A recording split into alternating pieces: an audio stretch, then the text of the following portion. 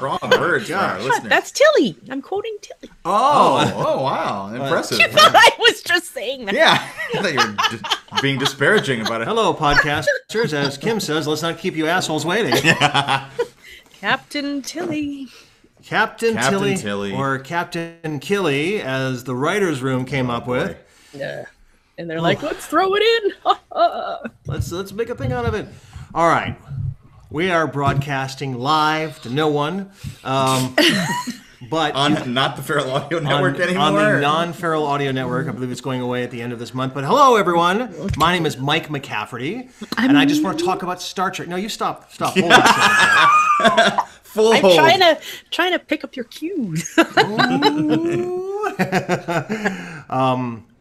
I'm Mike McCafferty. I'm joined by Jason McCarris, who's in studio with me tonight. Oh. Yay. And far away, but so close to our hearts, is... Too late. Kim Miller. Too late, Luther. Too late. She is the Tilly of our little crew here. I'm honoring you with that, aren't I, Kim? I suppose. And this is in the elevator. Yeah, I know. Yeah.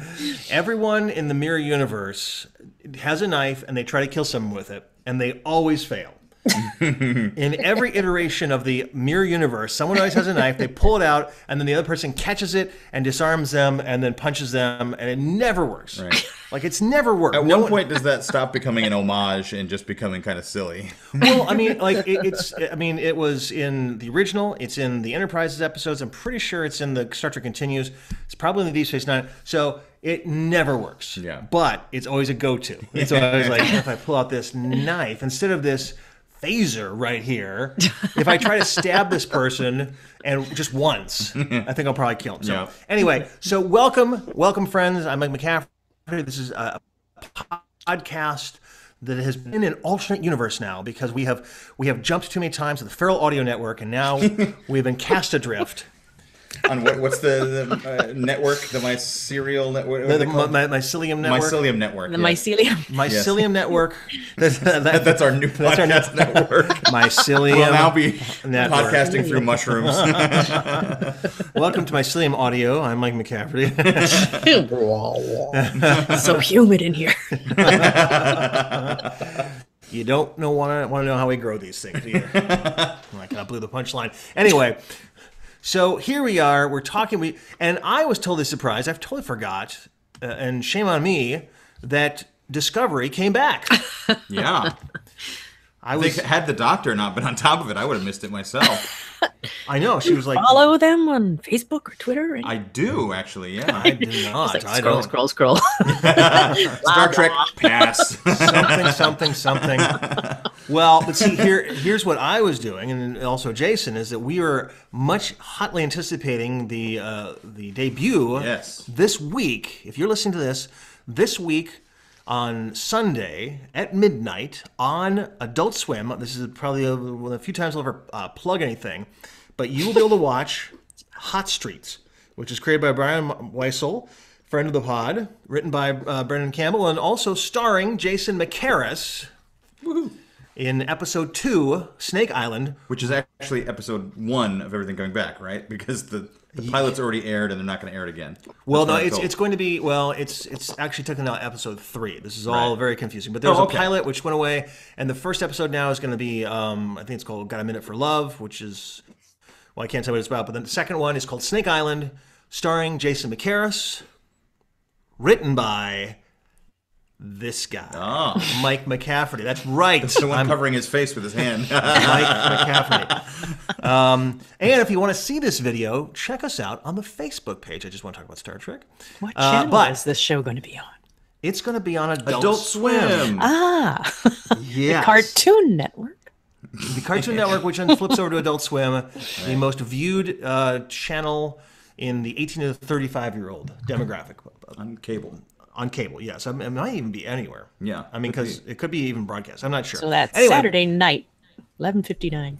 Sunday. 12 a.m. Sunday. Yeah, that's what I was going to say. It's a little confusing because when they say midnight Sunday, it's not 12 a.m. Sunday. It's 12 a.m. after Sunday ends. So Monday. So Monday. Okay. Monday. So Monday at midnight. Monday at 12:01. Okay. I was Sunday wondering about that. at 11:59, you'll tune in, and then Monday at 12:01, you'll be 1 minute into the Adult episode. Swim is on TV Guide time, so the next day doesn't start until 2 a.m. or something like that. Yeah, it's all very confusing. But Sunday, you will wait until the witching hour, and then you will turn on Adult Swim, and you'll watch these episodes. In episode 2, Snake Island, featuring Jesse McCarris, and heavily influenced by Star Trek. I will give you that hint. Excellent. It is heavily influenced by Where No Man Has Gone Before. That's the only hint you'll get, because basically, you'll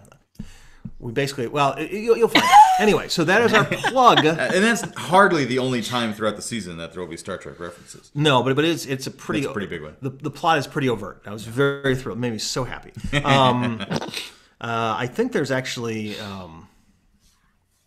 there might even be some Indiana Jones stuff in there too. I'm not sure. Anyway, so you'll check that out. But for right now, there was a Discovery episode.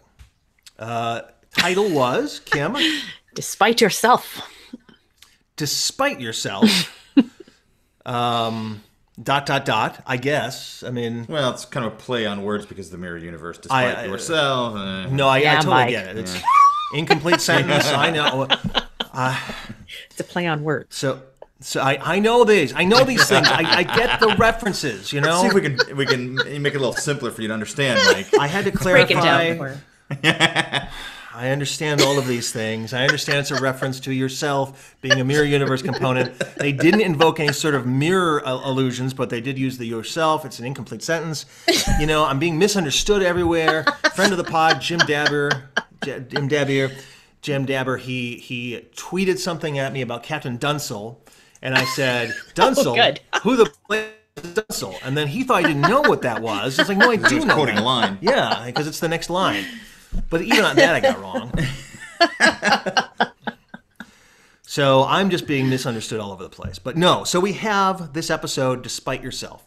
It's been about a month since we had a new Discovery break. Receiving because they took the This is chapter 2 now, which I figured was coming like months later, but I guess it was chapter only 2, 4 weeks later. Reboot 3.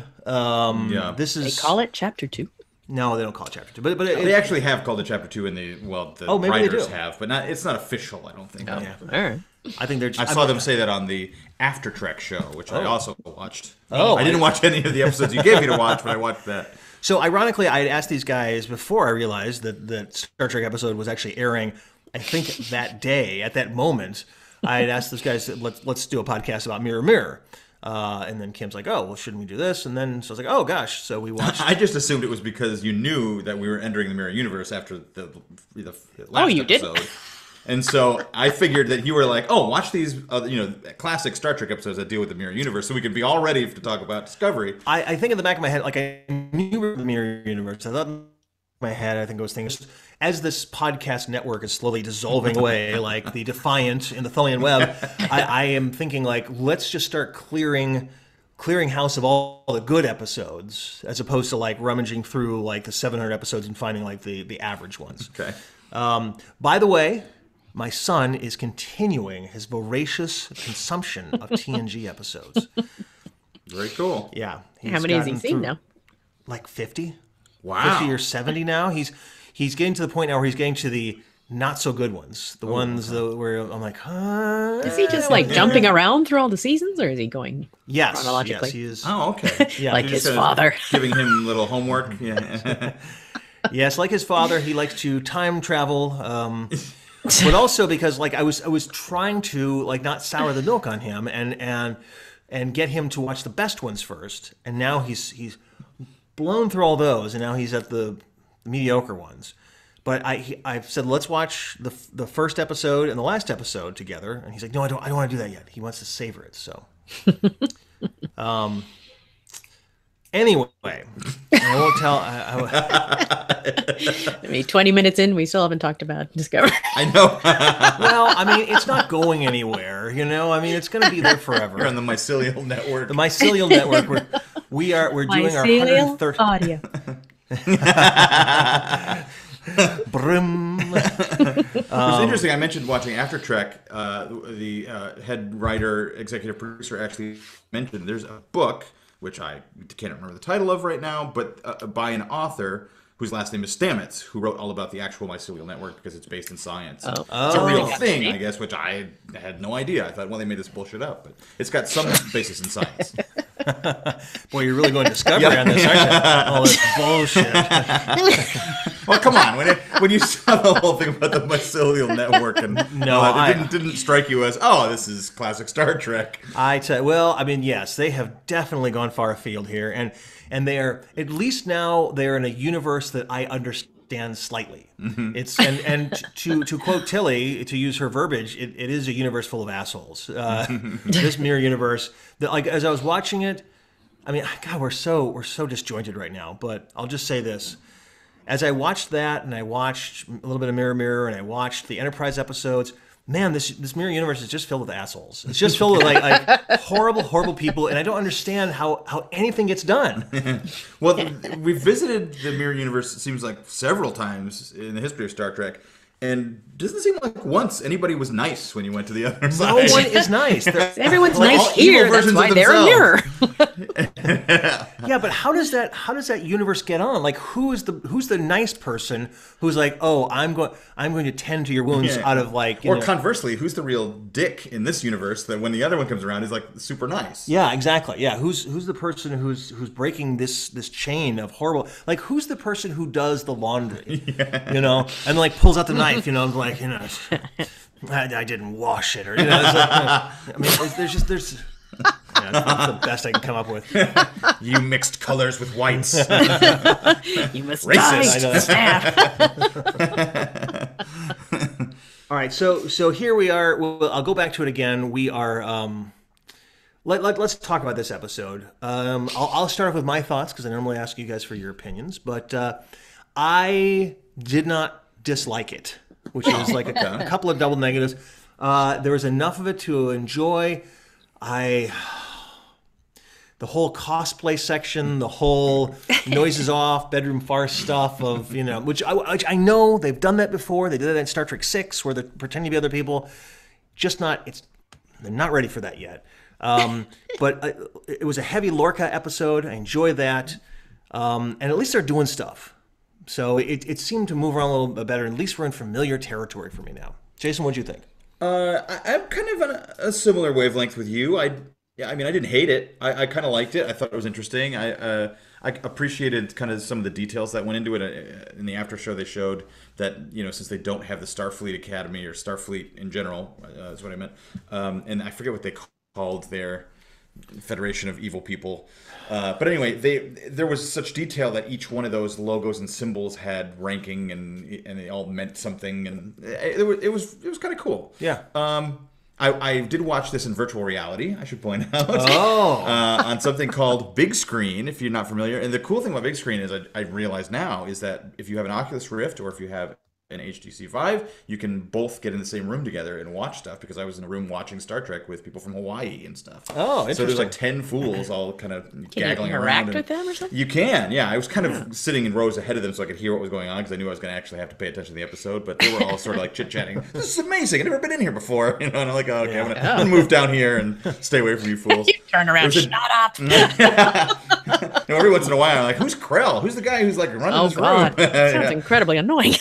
It was actually very fun, but it was a cool experience to watch. I watched it in like a virtual giant cinema, and yeah, I enjoyed it. I mean, although I've never been on board with Tilly, and she drives me crazy. And there's no exception here. Jason hates whimsical girls.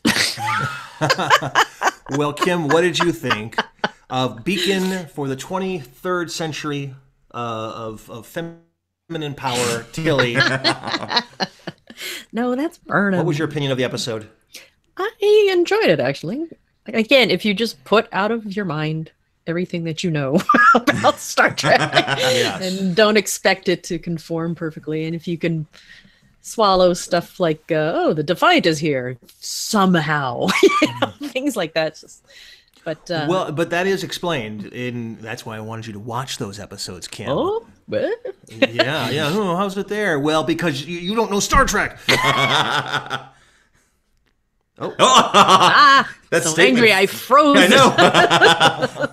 That statement killed her. You yelled too loud. You froze up the mycelium. Yeah, the mycelial network. Broke the mushrooms. I'm just saying the way it was sort of breezed over very quickly. You didn't think that was explained rather fast? It is. And all of this is explained rather fast. Like, if someone was just showing up, like, cold, they'd be like, where are we? I mean, most of it they did explain, but the whole background of this, it's an absolutely identical universe with ships and people that are just like us. I mean, like, it's so... Now, it's such an improbable universe. Like I just think about all the infrastructure that goes in. We're going to build a ship that looks exactly the same. Like, who is that architect who, like... in both universes decided to become a Starfleet architect and build the exact same looking ships. Yeah. And then with slight details changed. Yeah, but instead we'll paint ISS on it. I like the little robots that were doing the paint job on the outside. They were changing the ship. I know. Yeah, that was cool. It was cool, but it was a little ridiculous. There's so much work for that. But let's go. I liked the darkness of the whole thing because I always like dark stuff. So I liked the episode overall. Racist, unnecessary threat ganglia that we see all the time. That didn't even occur to me until I watched it again. I'm like, ew. When he walked in, ew. Yeah. Well, the threat ganglia that pops ganglia up for no reason. When Tyler walks in. Oh, yeah. Now it pops up, right? Jesus, I mean, and that tribble, which is never there when Tyler's around. But it's super loud. Yeah, all of a sudden he shows up there, just to remind us. There was.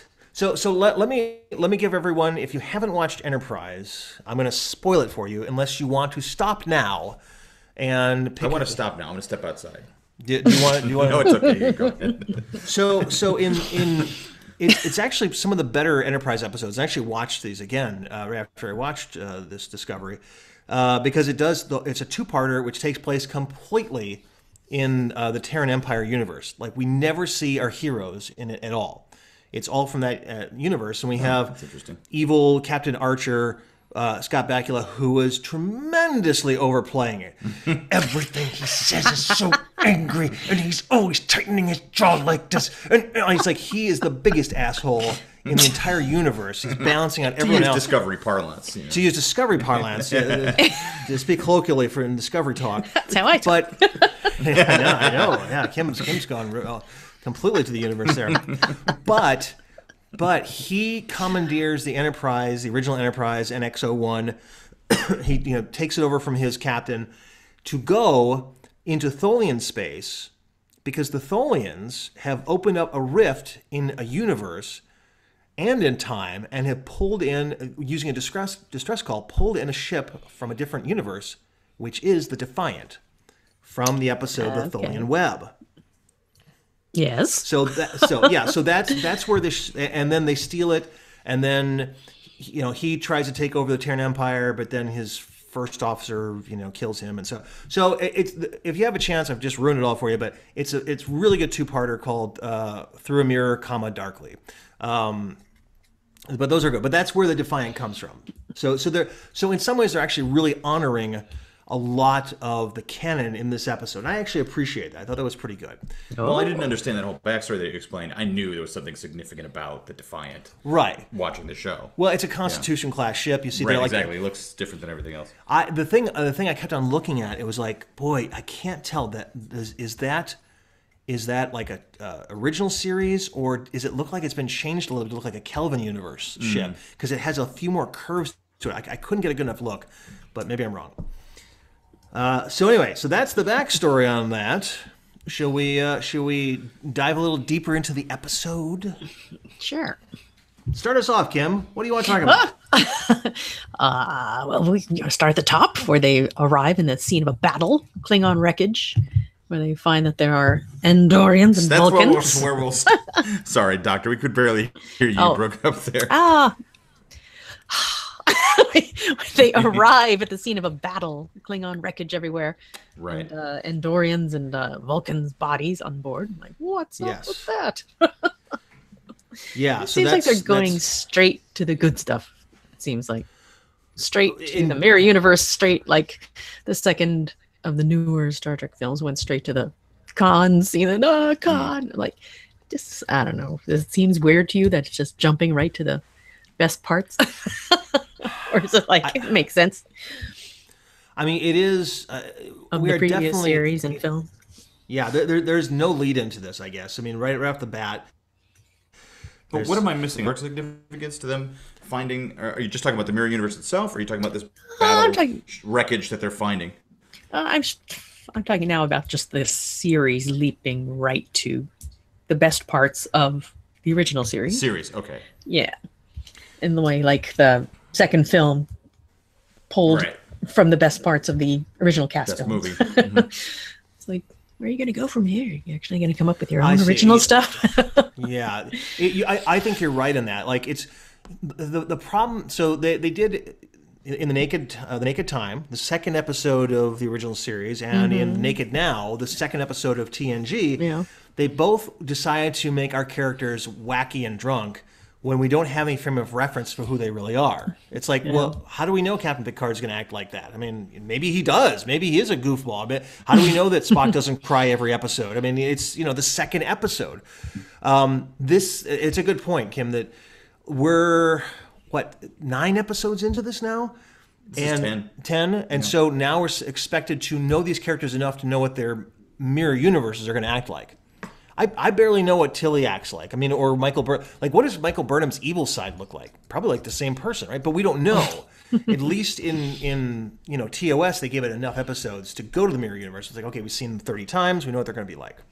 It's just interesting to me. That kind of struck me. Like, they have that advantage of having all these decades of history. Like, let's pick the best parts to get our series off to a really strong start and what the fans would like and stuff. Yeah. Like, that's cool, I suppose. They're lucky to have that.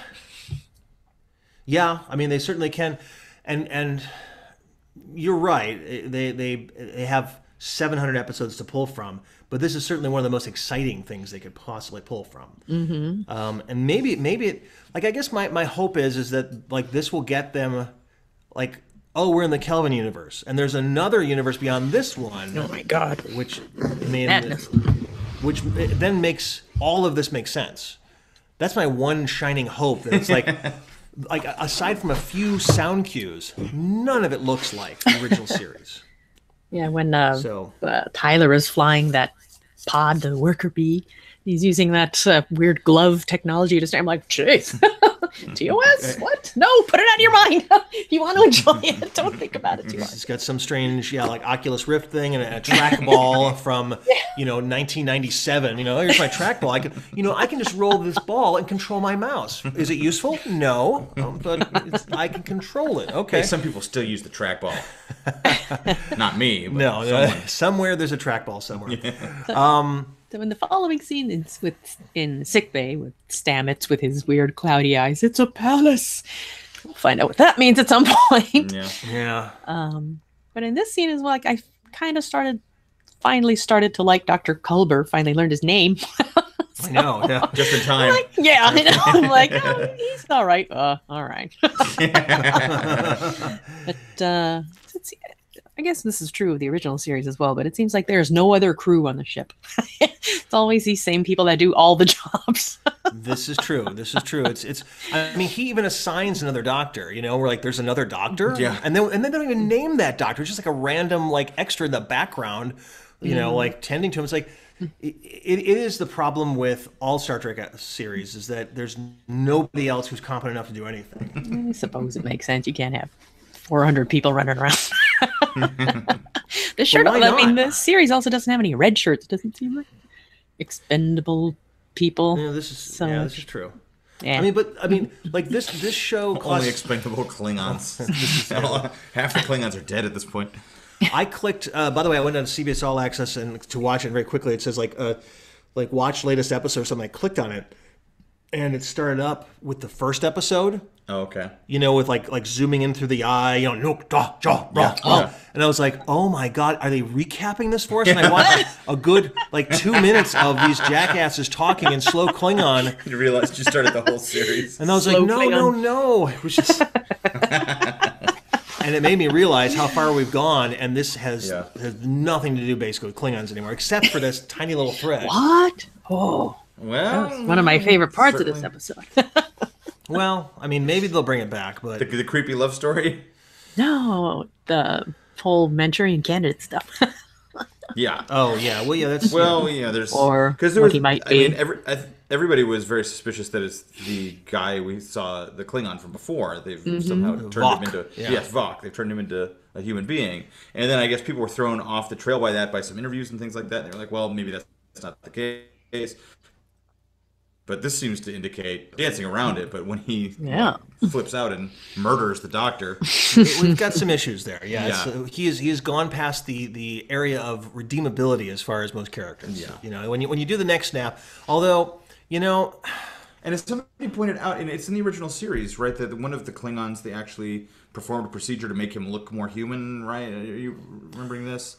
I read about it today, and I was like, oh yeah, I vaguely remember that from. There was one episode. Well, in the Trouble with Tribbles, I mean, Aaron Darvin was a Klingon, like who was disguised to look like a human, which means And obviously, like I mean, in Enterprise, none of these guys should exist because the augment virus has changed them all into human-looking people. But I mean, like this should have already happened. You know, it's well in the past.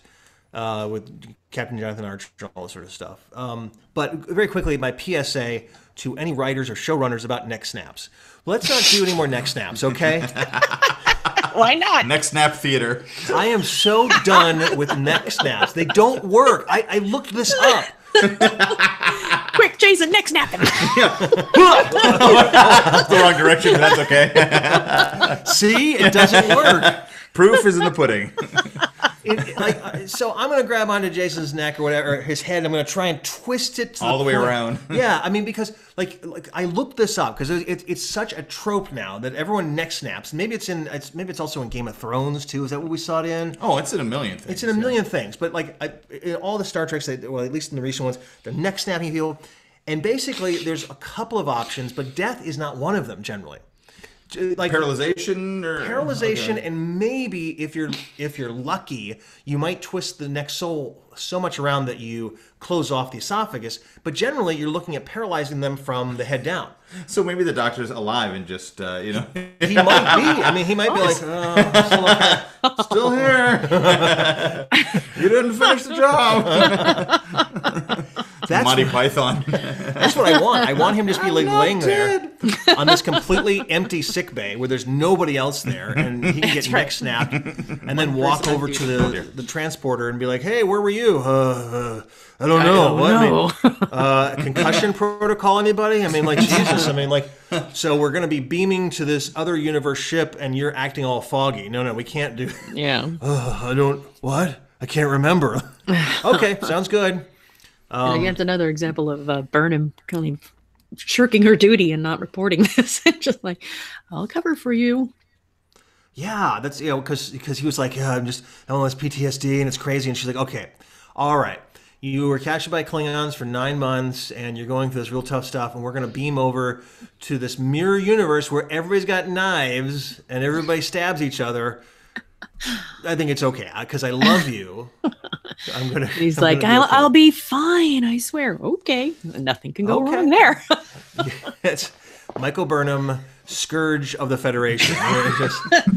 You'll tell me if you're having a problem, right? Oh yeah, should be fine. To rile up Jason, I will say she's the Poe Dameron of Star Trek. She causes so many unnecessary deaths. Sorry, moving on. But also in that second scene, which I forgot to mention, they're talking about where is that? Where are my notes? This is good podcast. Pushed him to. Lorca is explaining to Burnham and Saru about the mycelial network and how they got to this place and how they were experimenting, and Stamets was helping him with his theory that they're all connected and there's all this stuff. And he never mentions that he apparently put in those coordinates, right? Is that what we saw at the end of the previous episode? Yeah. Right, yeah. So yeah. He's keeping that. Oh, that was just it. He never mentions that to them. So, well, I'm like, did I actually see that in the last episode? What? No, we all saw it. I sent you the screen cap. So on purpose? if you missed out in the last episode, Lorca commandeered navigation, which I guess is okay. I mean, I guess like your navigation board won't like short out as you're doing that, and entered in like his own unknown coordinates. I think it even says unknown, which is like like if you open up Waze or Siri, you can't type in unknown. I don't think you can do that in Star Trek Bridge Command. I don't think you can do that. There's no way to go to unknown, but he does that, and so he knows. He knew he was going to this unknown spot. But I think, and we can all share opinions, but I think I've cracked what's going on with him, at least reverse engineering enough. I think we all kind of figured it out now. Which kind of also lends to my idea that, like, let's not make everything so mysterious and White Palace anymore. Let's just spell it out for us and then just see the execution of it. Wait, what was your theory about him? White Palace with Susan Sarandon? What did he say? Doesn't he say don't go to the White Palace? A palace, right? The White Palace. Yeah. Racist. Like White Palace, that movie with Susan Sarandon. You're right, Susan Sarandon. An excellent pickup, Doctor. I'm thinking about White Castle. Don't go to White Castle. Harold and Kumar. The palace. Yes. He is definitely being a little obsequious, I guess. Is that the correct word? I don't even know. No. He's being a little withholding. What was your theory about him? Did you tell me? Yeah, I was just going to ask the same thing. What's your theory about him? Well, from what they've sort of spelled out is that Lorca was presumed dead in this universe, I think, or missing. They weren't quite clear about that, but there's with Burnham, and that he was doing something, maybe heading back to supposedly killed Burnham in this universe. Supposedly killed Burnham because she was hunting after him, and that he was off to do something to the Emperor, do something. Oh, he was attempting a coup of the Faceless Emperor. Yeah, so the Faceless Emperor. She went to try to capture him, but one of his minions blew up her pod, and then the Emperor destroyed his ship, and he escaped somehow. Yeah, and he escaped, never found. So, I mean, if we're following these breadcrumbs, I can only imagine that maybe he is the mirror universe, Lorca. He's always trying to get back somehow. He got here, he's trying to get back somehow. Like that. Well, that's it seems defiant, maybe trying to do something, but to me, like you say those things, and even though they tried to make them as much in passing as possible, it's the loaded gun. It's like it's the Chekhov's gun, not Mr. Chekhov, but Anton Chekhov's. If you put a gun someplace on set, someone's going to have to fire. Use it at some point. Yeah, so you can't say those things and not come back to them. If you do, then it's just sloppy writing. So my feeling is that my feeling is. Getting a little late. The myfilial network. My filials about this is that he is probably Lorca from this universe. Ooh, he somehow got into ours. I don't know what he's trying to bring back. Maybe it's the spore drive. Yeah, that makes sense. Because I mean, what I was thinking is, if he is going to trade places with the mirror universe Lorca, what's the point exactly? But if he was already the Lorca was switched, then that Lorca ended up in our universe. Yeah, so we'll see if this plays out. I kind of hope it is, because that's the most interesting. That'd be awesome. I mean, other people. I'm not the first person to posit this. People are pointing out that he keeps a phaser, in his pants, in his bed as well. In his bed, yeah. 15 minutes. Gonna need that phaser here, though. Got a phaser in my pants. Got a phaser in my pants, baby. I got 15 minutes. That shrink needed to check the phaser in his pants. I know you're a psychologist, and my people are out in a dangerous nebula. I got 15 minutes in the phaser in my pants. Jeez, this became the Orville. Here's a dick joke for you too. It's true. But that would be. I think that would be cool, because I mean, I like Lorca, and this was a great episode for him. He's just cutting through all the garbage, especially the final scene in the torture chamber. Oh, when he's just like just ridiculous. Yeah. My favorite was when he slammed his face against the elevator door. He's like, okay, now we're ready. There's other ways to do that, I mean, like a doctor could make fake that. Maybe, yeah, probably. I mean, like they've done that. Or just have somebody actually punch him. Yeah, I mean, but as opposed to smashing his face against a metal door. Like 3 seconds before they're beaming him, it's like boom, boom. All right, now let's go. I picture the next person coming. I'm like, what the? Who's gonna clean this up? Who left blood on the buttons again? On the little twisty dial, sending this weird triangular elevator. Blood all over the door, you moron! Saru's blood ganglia is going to suddenly pop up. It's like, oh Jesus! I sense weird behavior in this elevator all of a sudden. I enjoy how Saru, whenever the threat ganglia come out, he's always embarrassed by them. I know. Tucks them away. Like, why don't you tell somebody? Hey, these things popped out. Maybe we should check something out around here. Why don't why tonight? He's always like, oh my. Yeah. Oh, my stars. I know. It's so weird. I have a run in my pantyhose. I mean, he's so. We're going to run in circles around the ship really fast. I don't understand why every ship doesn't have one of these guys. I mean, because it's sort of like the next generation. It's like, oh, we have these people, these Beta Zeds. Well, yeah. Why don't they all have? Why don't they just make 100 Datas and 100 Counselor Troys? Like, so on the next generation ship on the Enterprise, we have an android who can do anything and a person who can read minds. But let's not do that. I mean, like, you have a whole planet full of Betazoids who can read minds. Did they ever have any explanation that they were like the beta test program for the Starfleet or something? No? Save that for the Orville, Jason. Save it. Yeah. The Betazoid they beta never test. did, really. They never. I don't think they ever addressed that. No, they didn't. It's now there was one time like an off-handed comment in Deep Space Nine where Betazoid was conquered by the Cardassians or by the Founders or something like that. But it is one of those things where the Federation is so weirdly nearsighted. It's like, well, we have these people who can read minds, and we have this person who can sense feelings on board the ship. Let's just put everybody who can read minds on the ship so they can do stuff faster and they can tell if someone's lying on the other ship. But they don't. So, and again, like, I would have a Saru on every single ship. Because if there's a cloaked ship out there, he'd be like, cloaked ship. My. Ganglia. Yeah, oh my ganglia,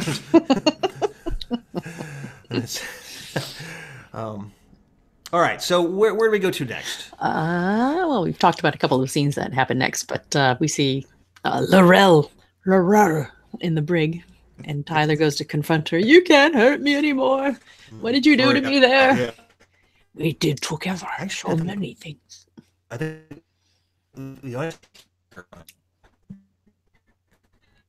Oh no! Buffering.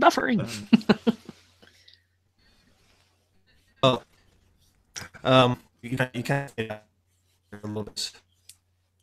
Oh no! Okay. All right, so there can you hear me now? I can hear you, but okay. So, video's a little weird, but go on. Gosh, I don't know why the Feral Audio Network's fading away. Because these amazing podcasts here. Man, I can't see why this hasn't been scooped up by some podcast networks since Feral's going away. And let me tell you this right now: we are not going to Trek FM over my dead body. Jackasses. Those jackasses at Trek. I will self-destruct this podcast in a heartbeat.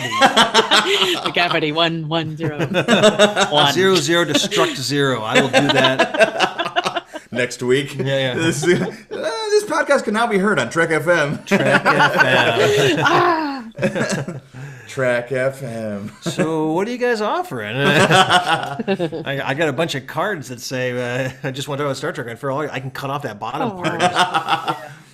All right, so we kind of missed you there a little bit, but you were talking about where we had the Klingon L'Rell trying to use her password, her recover password function. What street were you born on? And it doesn't work because it's like the Winter Soldier. Yeah, that's right. Yeah, a boxcar, words. Hot dog. I'm pretty sure with the Winter Soldier, two of the words were boxcar and hot dog. Boxcar might be one of them. That sounds okay. All right. There's some weird ones, but I didn't think hot dog was among them. Hot dog was not one of them. Boxcar is his and my code word. I'm giving you. Look this up. For you, those of you listening on the podcast, Boxcar is one of my secret code words, which will unleash me. You'll have 5 more to figure out. Suddenly you're fluent in Klingon. Whom do we see? Just said hello. How do we find him? I like that. That was very cool, I thought. It was okay. The eye roll. Next snap. Longing, Rusted Furnace, Daybreak 17, Benign 9, Homecoming. Well, they came back to that in Marvel. 1, Freight Car. Oh, Freight Car. Boxcar. Boxcar Willie. The old Boxcar McCafferty here. They're all yelling Boxcar, the Winter Soldier, as he's killing. Boxcar. He's not responding. Boxcar! Hot dog! Hot dog, Boxcar! Jumanji! I got like 6 out of 9. Won't you just at least stop hitting me? Oh my god. Oh, this is terrible. My intricate plan to get you to fight Tony Stark. Oh my god, what a terrible plan. I blew up the UN for this. Oh my god. To get these 8 code words from you. Jesus, man. All right, so back to the unleashing of. But her prayer, she says that the prayer is supposed to work on you. Should make you remember something is wrong, because she doesn't realize they're in the mirror universe. I guess no one filled in the brig occupants. I guess so. Yeah. Yeah. You know, something I missed that I meant to go back and rewatch before we did the podcast was the doctor's analysis of him. He said he found something, on sub-levels or something like that was not right, and he would have to take the command away from him. So, did he get into the details of what he found? Yeah. Well, he found his legs were shorter, his bones had been shorter. Okay, I do remember hearing that. Yeah, he kind of went Gattaca scar on tissue him, around all his organs and all that. It's making a whole lot more sense with the. And the thing they said also was that there wasn't. That Klingon. Yeah, so they shortened his bone structure, the Jude Law Gattaca character, and then they removed organs because Klingons have redundant organs. Several redundant organs, yes. And so. I know these things. Several redundant organs, yes. Well, it's in one of the. I think it's in one of the TNG episodes. Don't you remember where Worf dies and then Dr. What's her name? Diana Muldaur. Pulaski. He has a redundant heart or something like that. Okay. But the thing is that he didn't there wasn't it was a personality overlay. Yeah. So which is just ridiculous commentary. It's the personality wasn't underneath; it was on top. What? So the blanket wasn't under the bed; it was on top of the bed. Oh, okay, I got it. Doesn't make any sense. But anyway, so he somehow sussed that out through some sort of weird tests. I don't know how you can suss out that there's another personality overlaid on someone. In the future, it's like a pregnancy test. It's like a Klingon pregnancy test. Would you pee on this, please? You can get away with anything by saying there is some research that shows. Yeah. So they out him of being a possible Klingon, and then 3 out of 4 dentists. Be a Klingon, yeah. Or Jeff Foxworthy has a whole comedy If routine. you break in to the brig and there's no one there, you might be a Klingon. If you snap the neck of your doctor, you might be a Klingon.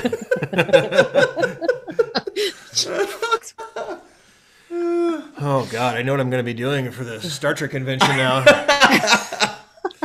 I'm Jeff Spoxworthy here. Oh no! Captain Killing. And beta testing's okay. Come on, Jesus. I don't think he said that on purpose. Did you say beta testing on purpose or no? No, I don't know anything about the.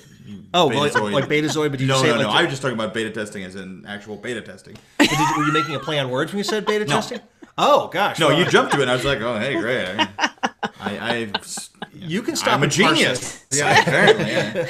You're very stable. Never even seen the app to speak about it. But after he snaps his neck, then Stamets goes, "The enemy is here." Yes. Well, if he's here, why didn't you stop him? I mean, instead of just... Why didn't you wake up and say something? Well, Why he didn't you did. go He tried. Well, he said something earlier, right? Yeah. He said the He said, enemy "Be is careful." here. The enemy is coming. That's what he said. The enemy is coming. Couldn't you say, Ash is a Klingon? Like, why are we doing these weird, like... Lorca's from the mirror universe. He's a Klingon. Get me some Visine, for the love of God. I know. I just have cataracts, you guys. I mean, Jesus, it's not nothing weird about this. So he snaps the neck. Have we already gotten this neck snap? I guess we. Oh, no, have, I jumped way ahead. There's No, lots that's fine. that Let's happens. let's just jump. We don't have to like we don't have to like go scene by scene. It's because the next snapping we can go. We cover that scene. It happened. It was a thing, and then he just kind of walked away, and no one seemed to be there to do anything about it. It would be nice if, like, in the future, like they had some sort of like way of like 911ing it, or like have like the vitals of people, you know. So if like, we have a neck snapping in the medical bay, let's send someone down there. You know, I mean. Well, he said, "Be careful, the enemy is here." Well, didn't he say it was coming in the beginning and then here at the end when he was there? Or Well, he said it earlier. The enemy is here. Said it earlier He said and the then enemy's here repeated. earlier. I thought the he enemy changed is- it when he was actually there. No, all right. But we went right past your Because it favorite. wouldn't have made much sense if it was coming because he's been on the ship for weeks. Here's one thing: like all of this, like prophesizing, it's close to magic. When someone says all these weird kind of mystical things, it kind of bugs me a little bit, just because it's like, you know, I mean, He knows that through the mycelial network, apparently. yes, he can't speak in complete sentences or in anything that has any. I mean, like that's what you come out like, don't go to the palace. Beware, he's here. Like, do you have anything more specific? I mean, is that all you've got? Is all the mushrooms what you say? Anyway, go ahead, Kim. Don't watch Fire White Man. Palace. Don't watch White Palace. Don't go to White Castle. Don't watch White Knights. Oh, whatever you do, Oh, I watch like White Knights. I know. Say you, say me. Say it together. Yes. It's the way it should be. You're just waiting you for me to appreciate the finish. agony booth? He was so entranced by your performance. What I is know. it? Isn't it? Now that we're living separate lives. That's also in there too, yeah. Okay. Phil Collins. Oh, Yeah. I love that too. With Marilyn, I'm forgetting. Who sang Meryl that Streep, with? yeah. Meryl Streep, yeah. All right. So where do we go, Kim? Where do you want to go to next? Tell me another section. Well, we can go right to the agony booths. Are you excited to see those? Agony booths are okay. I mean, those have been seen in both Enterprise and in Star Trek, the original series. So those were fun. So yeah, that was nice. I want someone to have an agonizer, a portable agonizer. Well, and I was thinking about that, and I think probably because Agonizer, please. I think that's probably 24th century Terran Empire okay. technology. Like, at least that's what I like, because I agreed they should all have little agonizers. Be like, "Bzz, oh Jesus, man, come on, stop!" You know. That guy's such a crack up. Jesus, stop! Come on, stop. Your hand buzzer agonizer. They have those now. Yeah, Hand buzzers. Got it in the back of a comic book. Agonizer. That's probably what they had in the back of the because if the mirror universe is almost identical, I mean, they must have comic books with Spider-Man, Probably. who's an asshole, you know. X-ray goggles and Yeah. Every hand superhero agonizers. is just an asshole. Yeah. I know. Oh, man, that asshole. That's kind of what we're getting in the DC movies right now. Well, it's true. Yeah, Superman destroyed all of Metropolis and some of Gotham City. I know. And then how did he kill Zod? Snapping his neck. Snapping his neck. Thank you very much. Full circle. Yep. Jor-El, Kal-El, I'm still alive. Oh Jesus! Okay, I guess I'm gonna smother you. I don't know. How do I do this? Kryptonite. Well, I did down look your it throat? up, and I saw what you were talking about. There's some discussion as to whether it would, it's a trope and would it kill anybody. And somebody's like, it would have to be very particular. It's like your C2 and C3. If you get it just right, It has to be. you Yeah. stop breathing and your heart will stop beating at some point, but it's not like instantaneous. Yeah, I mean, lots of people suffer like spinal injuries and survive. I mean, Right. so to do that and to consistently, I mean, it's such a way to kill people, Right. But it doesn't work. I mean, at least this, I mean, if it paralyzes like your diaphragm, you can't breathe anymore, maybe. Yeah, but I mean, like, but all that is controlled through involuntary stuff, which is, higher up on the brainstem. So that, like, generally involuntary functions are still work. So here's what this jackass says on a form. If your neck is broken on a level of C2 or C1 in layman's terms, it will damage the area that controls your breathing and heart rate. What happens is you stop breathing immediately and die shortly after. That's why, like, Christopher Reeve needed artificial ventilation. Well, yeah, that's Speaking true. of Superman. Yeah. But so he's still just... That's terrible. What? Superman and neck snapped Zod, and Christopher Reeve also had his neck snapped. Oh, God. All right, so we're moving on. Moving right along. Don't bring real world stuff. I just want You're the one who brought up the biological reasoning behind neck snapping. Well, I don't need real world examples. All right, don't bring this down. Don't debate me on it. Just agree. I will come down there and snap your neck. Don't mirror universe some facts here. It's like, let's talk about these guys who never walked again. All right, Jason, you pick a place. Where do you want to talk about? Pick a place in the episode. Pick a place. Pick a place in the episode. I think we covered all of it. Now you can I was going to say, I feel like we covered a lot of it. Well, the other thing we didn't talk about is Tilly on the comm with the other ship. What the Let's get to the whole... Hell, yeah. Let's get to the whole cosplay, the whole, like, Captain Tilly with, like, like, when they show a picture of her and she's got that big, long, flowing wig, I'm like, oh, my gosh. Like, first of all... Watch out, Comic-Con, because there's going to be a lot of those. 800 Captain Tillys walking around. Yeah. And then you have Jason Isaacs going back to his, Welsh brogue there? Is that what he Scottish. has? Scottish engineering. Is that his real accent? No, I don't think it is. Yeah, I didn't know. Was he... He sounded just like Simon Pegg to me. Yeah. Yeah. Which is in keeping with I didn't know if engineering. Jason Isaacs Scottish, is he? Oh. No, I think he's Australian or British? I don't know. Australian? I don't know. I think he's British. Yeah. I'll look it up. British, but... and I just want to talk about Star Trek. We don't know a lot of things. Except that Klingons have 14 pancreas. Just 2. That's all they need. Well, you have 14 pancreases? Well, that's actually too many here. We have too many pancreases. He was born in Liverpool, actually. Oh, in Liverpool. Okay. Yeah, so he's British. Okay, so he was affecting a Scottish I thought he was funny. I love him. Everything he does in the show. I love him too. It got a little goofy and wonky at that point in time. It was a little too light. Like, and they just dove into it. They just, like, owned it. Like, we're in a mirror universe, and according to this... Yeah, well, they have records of everything that happened in the universe. This is Captain Tilly. Don't talk. You're actually dead. And like, what's going on over there? How come we can't see you? It's like, it is such a bedroom fartsy kind of thing. Yeah. I didn't hate it, but I didn't like it. Do you not want any humor in Discovery? Does all of the humor bug you? I don't mind humor, but it was just in such a weird, inappropriate spot. Like when she comes out the second time as Tilly, as Captain Tilly, that was okay. That was like, okay, I don't mind that because she has to play the role. We've kind of built in it. I guess it's a minor quibble. It's not killing the episode. I'm just saying, we could have done better. We can always do better. B-. That was a B- moment. They tried the humor. They got a little humor, but they could have done better. How come? So Tyler was assigned as her personal guard. Where's my personal guard? Right? Yeah, and no one. So how come he wasn't with her in the turbo lift when she was attacked? This is a good question. You'll follow me everywhere except the turbo lift when I'm going to have this guy. Now, was that the guy who got blown out into outer space who was like, yeah, what's the purpose of war? Why are we fighting? Which would explain why this guy, because I was chasing him down because I thought it was fascinating that this guy like basically hit like my major problem with this episode is like, why are we fighting? And I kept on saying, hey man, can we talk? I mean, you're dead. And he's like, oh, I'm going to have to check with the powers that be. He never got back to me because he had one more episode.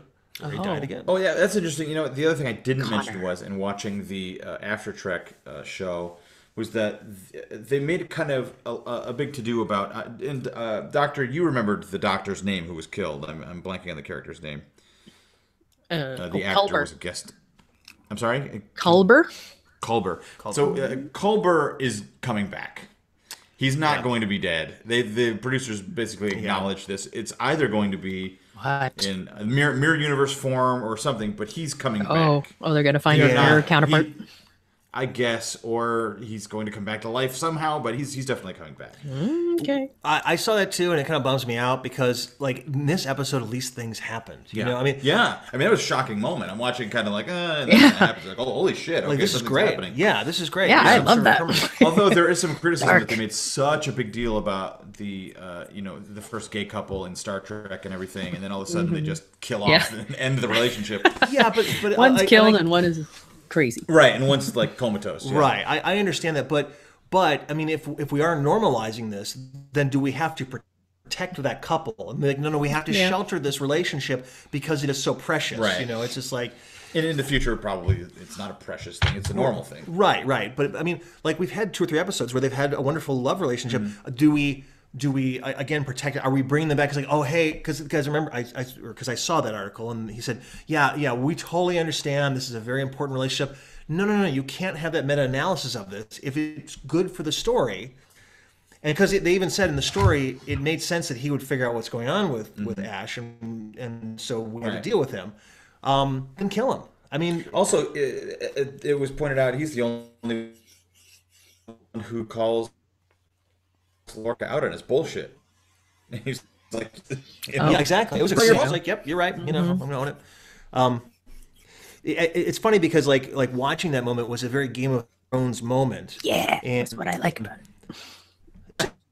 And I think that's Hunter. And it, like, I was get your enjoyment in now because it's going to be a whole year before you see any more Game of Thrones. Oh my god, it is. Yeah, it's going to be forever like that. And like Rick and Morty, those are the 2 rallying cries. You know, wait till the 20s, and we'll get a series going. But it reminded me, like, one of the things when I was like possibly thinking about doing a deep dive on Mirror is that these characters behave in ways like, first of all, like most of them, like I keep on calling them assholes, but in some ways they act closer to they are the balancing force of. In Star Trek we have very idealized humanity shown, like in the new in the original series and Next Generation, people are at their best, and in the Mirror Universe we kind of have people at their worst, and it kind of opened the door for people to act like normal human beings, to act sort of reprehensible and stuff like that. And so in some ways, Mirror slowly opened the door, which allowed shows like Game of Thrones, where you just have despicable, horrible people that you're like, gosh, why am I so entranced with these people's horrible actions? Like, it's because that Mirror Universe, like, it's so fascinating to see how evil, succeeds. There's far more interesting people on Game of Thrones that you want to follow, where these people are like, I don't think I could watch 3 more episodes of these guys just shouting at each other. But to see people who have actual self-interest motivations, I want to be in charge, I want to be king. It started with Mirror in my mind, and Game of Thrones is so Game of Thrones is as good as it is because of Mirror. Yes, I believe that. I 100% believe that. That is the exact correct premise. That is my. You could call it a hypothesis or a theory. I'm calling it law. I think it's calling it McCafferty's law, which is that comprehensible related everything comes from Star Trek. Oh. Breaking Bad. Walter White has a goatee. You know who had a goatee? Spock. Mirror Spock. Where's your goatee? They did that a little bit on purpose, right? Yeah, again, right now. So I might be. People with goatees are evil, Jason. Yeah. Although technically those are Van Dykes. Yeah. I don't know what the difference is between the Van Dyke and the goatee. I think Van Dyke isn't connected on the sides or something. It's not connected here. Is that true? It's just like a point. You know what the goatee is? I think because it forms a T. Well, like a goat, yeah, like it forms a T, yes. Forms a T. We're forming a T for terrible podcast. Mycelium Network, form a T. Okay, do we have anything else to wrap this up with, or Should we just... All hail Captain Burnham. All hail the Empire. Didn't you like the ha ha? Yeah, I know. It's so weird. Yeah, that's right, because she took over the Shenzhou again. Mm-hmm. There's some inklings that it might be Captain Filippo, or what is her name? Giorgio. Captain Giorgio. Yeah, I thought might be the Empress. Ooh. Well, there's been some rumblings, and I'm spoiling this right now. Sorry, but that she might be the Empress. I don't know why. I don't know why that would be like such a, oh my gosh, kind of moment that she, the Shenzhou, but now she's in charge. It's got to be someone shocking. Someone we know. I mean, well, yeah. I mean, in the Enterprise episodes, it was Hitoshi Sato, I think is her name. She was the communications officer. Oh, okay. No. Oh, yeah, I know who you mean. Are you disagreeing with? Oh, okay. Oh no, I didn't remember that. Linda Park. Is that her name? Linda Park. Okay, yeah. But yeah, she eventually became because she inherited the Defiant after killing off Archer, and then she shows up at Earth and she's like, I'm going to be the Empress now, and there's nothing you can do about it because I have 23rd century technology. And that's how the episode ends. It's actually pretty cool. They're just going the end. All right, do we have anything else? Very good. Should we just kind of... The book I forgot that the producer mentioned, which gives a little insight into the Mycelium Network, is Mycelium Running, How Mushrooms Can Help Save the World by Paul Stamets, which makes sense because the character Stamets is named after him. Jeez, okay. So that's where that name I might actually read 2 pages of this book and then get bored. Oh, but I'll try. You're honest. Mycelium Running. What is for that? I don't like. What does Mycelium Running mean? What is that? You have to read the book, I guess. I guess so. Yeah. What is the full title? Mycelium Running? Mycelium Running, How Mushrooms Can Save the World, I believe. How Mushrooms Can Help Save the World. It's the 6th book written by Paul Stamets. Wow. He explores the use and applications of fungi and bioremediation. What is this? Is this? Can I see this picture here? Yeah. The front cover of the first edition. Yeah, it's like, so I'm looking at this picture. I'm just trying to figure out what the play on words is as we're going through, you know. Mycelium Running. We've already hit beta testing and Mycelium Running Man, I think is what they're going for. Yeah. I was thinking cool running. Yeah. Cool Mycelium Running.